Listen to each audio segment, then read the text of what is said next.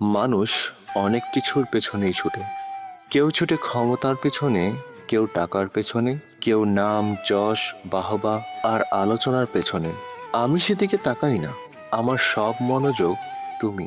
তুমি আমার কাছে শুধু সুন্দর মুখ নও, শুধু হাত ধরার অভ্যাস নও। তুমি আমার ক্লান্ত দিনের আশ্রয়, ভাঙা রাতের নীরব সান্ত্বনা। তুমি পাশে থাকলে জীবনটাকে আর বোঝা মনে হয় না।